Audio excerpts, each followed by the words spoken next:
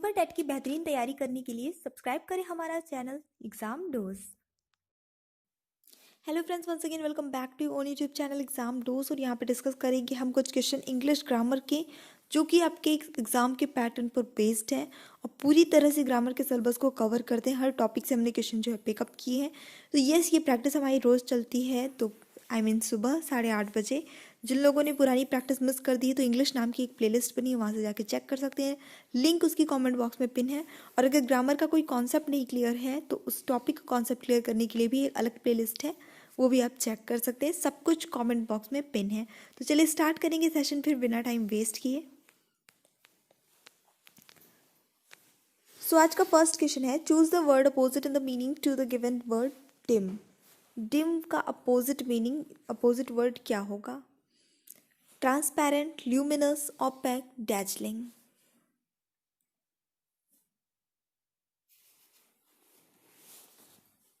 सो चलिए देख लेते हैं अब इसका जो करेक्ट आंसर होता है वो क्या होता है। इसका करेक्ट आंसर होगा आपका ल्यूमिनस, ऑप्शन नंबर बी। क्यों? डिम का मतलब क्या होता है? जो धुंधला रहे, निस्तेज रहे, अस्पष्ट। कहते हैं ना, आज लाइट बहुत डिम हो गई है, तो बस वही वाला डिम है। और ल्यूमिनस जो है वो उसका अपोजिट है। इसका मतलब होता है प्रकाश युक्त, तो खूब चमकीला सा है, एकदम सा, है ना, वो उसको ल्यूमिनस कहते हैं। Choose the one which best expresses the meaning of the given word. Favourite, favourite की मीनिंग इंग्लिश में और क्या हो सकती है, आपको ये बताना है। प्रिफर्ड, फोकस्ड, प्लेजरेबल और डिसलाइक्ड।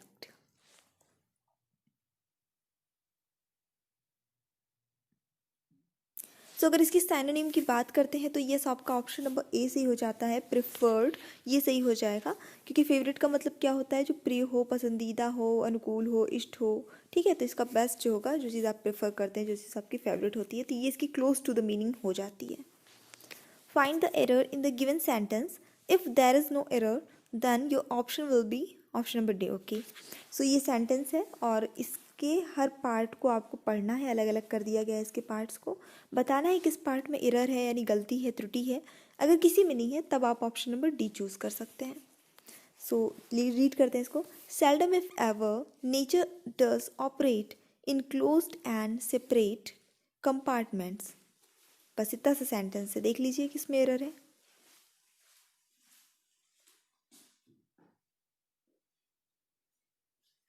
सो यहाँ पे जो करेक्ट आंसर होता है आपका वो होता है option number B. Option number B में एरर है। क्यों?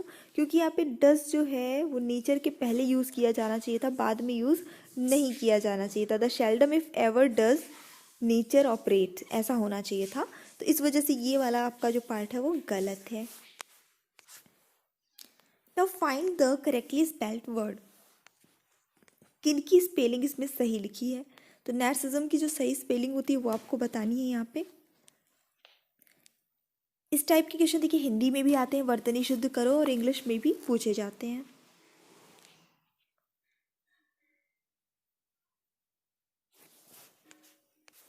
And the correct answer is option number आपका यहाँ पे सी सही हो जाता है। NARCISSISM, ये नैर्सिज्म की सही स्पेलिंग हो जाती है। इसका मतलब होता है आत्ममोह। ठीक है, स्वयं को अत्यधिक सुंदर, गुणी मानना, या एक रुग्ण मनोदशा जो होती है उसको कहते हैं। कि हम लोग साइकोलॉजी में भी इस चीज़ को पढ़ते हैं, narcissism. Try to make do with what you have. Create, do, produce, manage. आपके पास जो है उसी से चीज़ों को करने, कोई भी काम करने का अगर आप ट्राई करते हैं, कोशिश करते हैं, तो इसको क्या कहा जाएगा इंग्लिश में?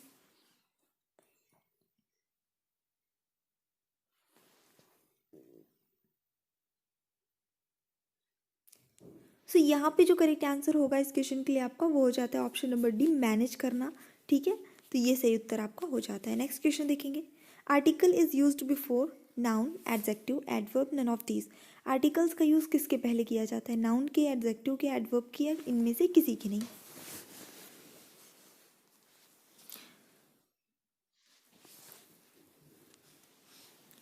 सो बेसिकली जो है आपका आर्टिकल का यूज़ एडवर्ब के पहले किया जाता है हमेशा। ठीक है, ज़्यादातर। नेक्स्ट देखेंगे। Which sentence is correct? Sita is Sita is very a beautiful girl, Sita is very beautiful girl, Sita is a very beautiful girl, all of the above. Fill the correct article. इसका पहले आंसर देख लेते हैं जल्दी से।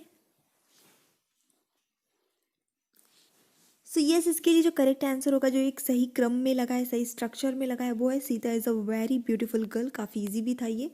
यहाँ पे आर्टिकल आपको फिल करना है, she is blank doctor and a the या none of these. So obviously ये जो है आपका कॉन्सोनेंट है डॉक्टर, और इसके पहले जो लगेगा सिंगुलर नाउन भी है तो अ यूज होगा। She is a doctor. A word which join two or more than two words, phrase, clause or sentence is called what? Adjective, adverb, conjunction, preposition. वो शब्द जो किसी भी दो या दो से अधिक शब्दों को, दो या दो से अधिक फ्रेज या क्लॉज या वाक्यों को जोड़ते हैं, क्या कहलाते हैं? सो यस, यहाँ पे कंजक्शन की जो है वो डेफिनेशन लिखी हुई है, तो करेक्ट आंसर होता है आपका option number C. Conjunctions are and, but, when, all of these. इनमें से कौन सा वर्ड जो है वो कंजक्शन है?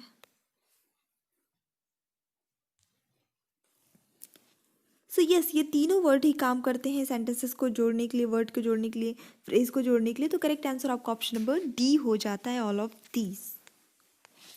Verbs to be are blank, sorry I mean आप आगे ब्लैंक लगा नहीं है, मैंने बोल दिया ब्लैंक, इज, एम, आर और ऑल ऑफ दीज। फटाफट से बताइए।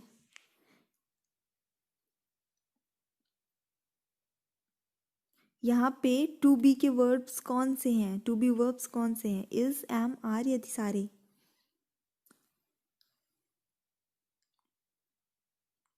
सो करेक्ट आंसर इस क्वेश्चन क्या होगा? आपका option number D, all of these. ये सारे ही होते हैं, इज, एम, आर, वॉज, वर, जितने भी कॉन्टिन्यूअस टेंस के हेल्पिंग वर्ब होते हैं वो सारे आपके टू बी वर्ब्स कहलाते हैं। इनके साथ टू बी यूज किया जाता है।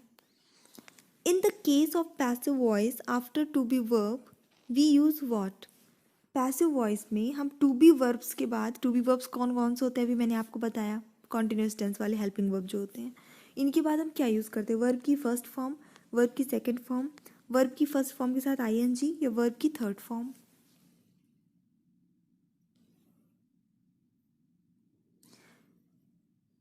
सो टू बी जब हम लगा देते हैं, किसी भी वर्ब टू बी लगा देते हैं, तो उसके बाद हम वर्ब की थर्ड फॉर्म ही यूज़ करते हैं किसी भी सिचुएशन में। सो ये आपका करेक्ट आंसर होता है। नेक्स्ट क्वेश्चन देखेंगे फटाफट से। अभी ये थोड़े अपोजिट मीनिंग वाले क्वेश्चन है, 3 क्वेश्चन यहाँ पे। तो चलिए देख लीजिए। पहले आपका वर्ड है स्कैर्सिटी, इसका क्या अपोजिट होगा ये बताना है। फटाफट से देख लेना, ये तीनों में ही अपोजिट ही बताने हैं, तीनों क्वेश्चंस में। सो यहाँ पे 38 के लिए जो करेक्ट आंसर होता है, देखिए स्कैर्सिटी का मतलब होता है कोई चीज़ का अभाव या कमी होना, शॉर्टेज होना, ठीक है, जो पर्याप्त ना हो। तो इसका अपोजिट क्या होगा? प्लेंटी, यानी कि पर्याप्त मात्रा में, प्रचुरता, प्लेंटी जिसको कहते हैं, यथेष्ट, प्रचुरता, पर्याप्त, what ever you can say. अगला जो वर्ड है आपका यहाँ पे वो है, जो कि एक एडजेक्टिव है, मेग्र। तो यहाँ पे इसका मतलब क्या होता है वो मैं आपको बता दूँ। इसका मतलब होता है अपर्याप्त, अल्प, थोड़ा कम, है ना। तो इसका अपोजिट क्या होगा? सो ऑब्वियसली इसका अपोजिट होगा प्लेंटीफुल। अभी हम लोगों ने देखा प्लेंटी का मतलब होता है पर्याप्त, प्रचुर मात्रा में कोई चीज़। नेक्स्ट है प्रोफेशनल। तो प्रोफेशनल का जो है अपोजिट क्या हो सकता है? सो इस प्रोफेशनल का मतलब होता है व्यावसायिक, पेशेवर। तो इसका अपोजिट बनता है, जो कि एक नाउन शब्द ही है, एमेचर। ये इसका अपोजिट हो जाएगा, इसका मतलब होता है अव्यावसायिक। चलिए अब आगे सॉल्व करते हैं। यहाँ पे आपको वॉइस चेंज करनी है। Why did she break the garden wall? तो यहाँ पे ऑब्वियसली WH क्वेश्चन सेंटेंस है और इसको आपको चेंज करना है पैसिव वॉइस में। तो क्या बनेगा? फटाफट से देख लीजिए सारे ऑप्शंस। एक्टिव वॉइस में देखिए, कुल मिला के अगर WH वर्ड है तो वो तो एज इट इज़ लग जाएगा इसमें, है ना, इसमें कोई डाउट नहीं है। बाकी को अगर हम देखते हैं तो सब्जेक्ट है, वर्ब है और सीधे सीधे आपका ऑब्जेक्ट है। तो आप जब उसको पैसिव में चेंज करेंगे, वर्ब की ध्यान रखिएगा, डिड के साथ में यहाँ ब्रेक वन फर्स्ट फॉर्म लगी, यानी कि कहीं ना कहीं पास्ट टेंस की बात हो रही है, ठीक है। इसको जब आप पैसिव में चेंज करेंगे तो क्या आपका बनना चाहिए? सब्जेक्ट आना चाहिए, ठीक है। जो सब्जेक्ट क्या रहेगा? जो आपका यहाँ ऑब्जेक्ट होता है वही यहाँ पे सब्जेक्ट बन जाता है। साथ में आपको, क्योंकि पास्ट टेंस की बात है, तो वॉज लगाना है, वर्ब की थर्ड फॉर्म ही यूज़ करनी है पैसिव में। साथ में बाय लगाना है और उसके बाद जो है डूअर या एज एजेंट या जिसको आप यहाँ पे जो भी सब्जेक्ट रहा हो उसको यहाँ ऑब्जेक्ट के प्लेस पे रखना है। चलिए इतना हिंट कर दिया है। करेक्ट आंसर होता है इस क्वेश्चन के लिए आपका option number C, why was the garden wall broken by her, she है तो शी जब ऑब्जेक्ट के रूप में यूज़ होगा तो वो हर हो जाता है। पहले भी ये चीज़ एक्सप्लेन कर दी है अच्छे से डिटेल से इसके पहले के प्रीवियस के वीडियोस में। Supply N appropriate determiner, my neighbour is blank honest person, क्या लगेगा ऑनेस्ट के साथ? अ, एन, द, एनी।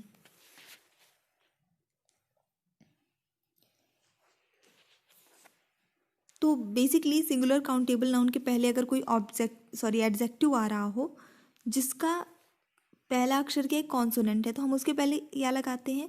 बेसिकली ए लगाते हैं। लेकिन ऑनेस्ट में क्या है, इसका उच्चारण जो है वो अ से होता है, ठीक है, अ से हो रहा है, यानी कि एक स्वर से हो रहा है, वॉवल से हो रहा है। इस वजह से इसके पहले क्या लगता है? हमेशा ऑनेस्ट के पहले एन लगता है। Which tense does the following sentence belong to? The roses in your garden are beautiful, कौन सा टेंस है? बस ये बताना है। The roses in your garden are beautiful.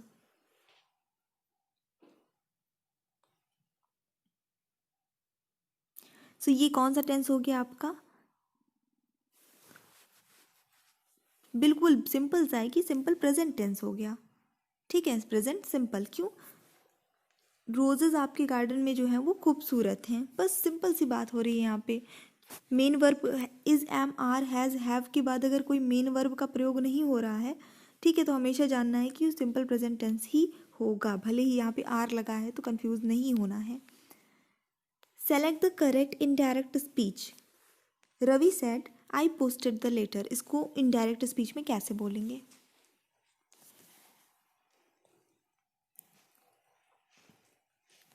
तो बिल्कुल इसके लिए जो करेक्ट आंसर आपका होता है ऑप्शन नंबर ए हो जाता है। Ravi said that he had posted the letter, past tense की बात है, हैड लग जाएगा यहाँ पे। नेक्स्ट क्वेश्चन देखेंगे।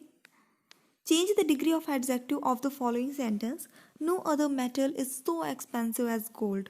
यहाँ पे ये आपका पॉजिटिव डिग्री में है, इसी सेंटेंस को सुपरलेटिव में चेंज करना है, यानी कि इसका मतलब ना चेंज हो और फॉर्म जो है यहाँ पे सुपरलेटिव डिग्री में हो जाए।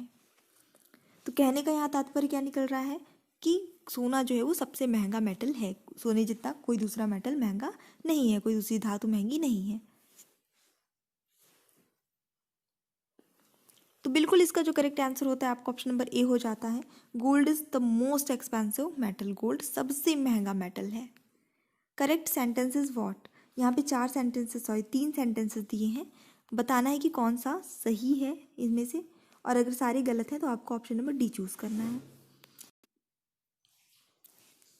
तो चलिए देख लेते हैं इसके लिए करेक्ट आंसर आपका क्या होता है। ऑप्शन नंबर सी हो जाता है। He asked me if he was absent, ये बिल्कुल सही सेंटेंस है, बाकी के गलत है। बाकी के गलत क्यों है? क्योंकि उनमें दैट का यूज़ हुआ है। याद रखना है हमेशा, कभी भी रिलेटिव प्रोनाउन जो भी आते हैं, वाई, हु, विच, इस टाइप के जितने भी रिलेटिव प्रोनाउंस होते हैं, उनके पहले, जैसे यहाँ पे वाई है, इस टाइप का करके है, तो इनके पहले कभी भी दैट का, एंड का, एज टू, इन सब का यूज़ नहीं होता है। नेक्स्ट क्वेश्चन देखेंगे। A word used for saying something about some person or thing is called what?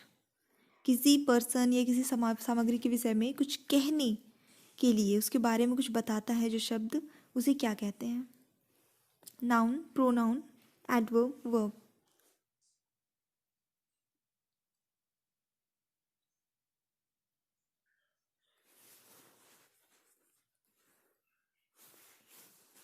सो देखिए यहाँ पे जितने ऑप्शंस हैं, यहाँ पे विशेषता बताने की बात तो हुई नहीं कि आप विशेषण एडजेक्टिव को ढूंढेंगे यहाँ पे। और दूसरी बात, एडजेक्टिव जो है बेसिकली यहाँ पे आप बोला गया है पर्सन और थिंग के बारे में कुछ भी बताए, तो यानी कि कोई चीज़ अगर के साथ हम जब यूज़ करेंगे तो या तो कोई हेल्पिंग वर्ब यूज़ करेंगे, या किसी पर्सन कोई कार्य क्या कर रहा है हम ये यूज़ करेंगे। तो जितने ऑप्शन अवेलेबल हैं अभी फ़िलहाल, तो वहाँ पे आपके वर्ब जो है सही आंसर हो जाता है, दोनों के साथ यूज़ हो सकता है क्योंकि। और इन केस वर्ब नहीं होता है, एडजेक्टिव कोई ऑप्शन में होता, तो बिल्कुल आप एडजेक्टिव भी लगा सकते थे, क्योंकि एडजेक्टिव भी किसी पर्सन के बारे में, उसकी क्वालिटी के बारे में कुछ ना कुछ डिफाइन करता है। She is the most beautiful than any other girl in her village, positive degree में चेंज करना है। सुपरलेटिव में ऑलरेडी है कि वो अपने गांव में जितनी भी लड़कियां हैं उन सभी लड़कियों से सबसे ज़्यादा खूबसूरत है। इसे पॉजिटिव डिग्री में कैसे बोलेंगे? Any other girl in her village is as beautiful as she. No girl in her village is as beautiful as she. देख लीजिए सारे ऑप्शंस। यहाँ पे परसों की क्लास में मैंने बहुत अच्छे से इसको एक्सप्लेन किया था कि आप कैसे चेंज करेंगे। सो यस 48 के लिए आपका जो करेक्ट आंसर होगा, मैंने बताया था पॉजिटिव में चेंज करना है, और अगर तो उसका आपको नो एनी कर देना है, नो अदर, इस तरह से नो लगा देना है। तो करेक्ट आंसर आपका ऑप्शन नंबर डी हो जाएगा। No other girl in her village is so beautiful as she, यानी कि उसके गाँव में उसकी जितनी खूबसूरत लड़की दूसरी कोई नहीं है।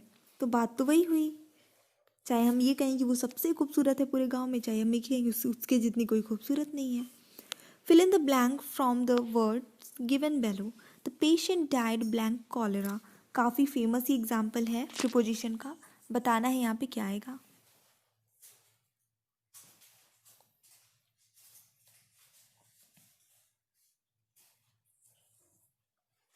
तो यहाँ पे आपका ऑप्शन नंबर ए आ जाएगा, ऑफ लगेगा, क्योंकि देखिए ये जब कभी भी किसी भी बीमारी के पहले ऑफ का हम यूज़ तब करेंगे जब उस पर्टिकुलर यानी कि फिक्स्ड सीधा रीज़न रहे, डायरेक्ट रीज़न रहे बीमार कि किस रीज़न से किसी की मृत्यु हुई है। तो जब किसी की बीमारी से किसी की मृत्यु हो जाती है तो उस बीमारी के नाम के पहले हम ऑफ लगाते हैं। हमेशा इस चीज़ को याद रखना है। जैसे अभी जब आप कोई सफ़र कर रहा है, उसको किसी चीज़ को ये बीमारी है तो सफरिंग फ्रॉम उस बीमारी का नाम, ठीक है, फ्रॉम लगाएंगे उस वक्त। लेकिन अगर मृत्यु हो चुकी है उस रीज़न से पर्टिकुलर तो आपको ऑफ लगाना है, तो कंफ्यूज नहीं होइएगा इसमें। A government run by official choose one word substitute. यहाँ पे जो गवर्नमेंट ऑफिशियल्स द्वारा रन की जाती है उसे क्या कहते हैं? तो बेसिकली जो ऑफिशियल द्वारा रन की जाती है वो कहलाती है आपकी ब्यूरोक्रेसी, ठीक है, ब्यूरोक्रेसी, सॉरी। इसका मतलब क्या होता है? इसका मतलब होता है नौकरशाही, जिसे हम कहते हैं, जो कि अधिकारी वर्ग द्वारा संचालित की जाती है। हमारा जो मतलब गवर्नमेंट सिस्टम है वो क्या है? वो डेमोक्रेटिक है, यानी कि प्रजातंत्रीय है। तो ये आज के क्वेश्चन थे। I just hope you like, if you like don't forget to like, share and subscribe. So thanks for watching, keep studying. और दूसरा चैनल सब्सक्राइब नहीं किया हमें, जो हमारा मेन चैनल है लर्निंग नीड, तो कर लीजिएगा, लिंक दी है डिस्क्रिप्शन बॉक्स में। Bye bye.